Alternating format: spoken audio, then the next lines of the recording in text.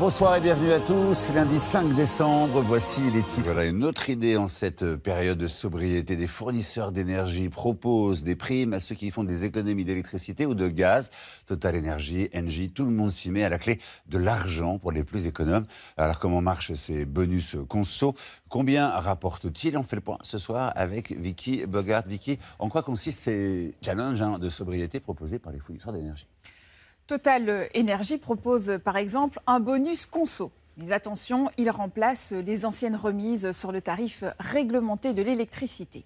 Les clients qui réduiront leur consommation d'au moins 5% cet hiver toucheront une prime de minimum 30 € et elle peut grimper jusqu'à 120 € pour une baisse de 20%.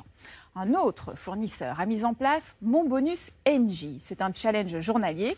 Exemple, réduire votre consommation de 25% un jour de tension électrique. Si vous réussissez le défi, vous toucherez de 3 à 5 €, ce qui correspond quand même au montant d'une journée de consommation.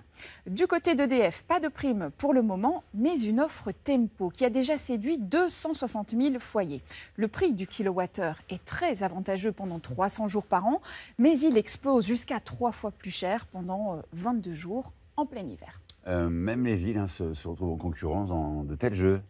Tout à fait. Un défi entre villes a été lancé par une start-up baptisée Light. Elle vous envoie aux participants des informations sur le ton de l'humour chaque semaine. Exemple, si vous chauffez à 21 degrés, plutôt qu'à 19 pour vous balader en caleçon, si vous le faites toute la journée jusqu'en mars, ça vous coûtera 120 € de plus sur votre facture.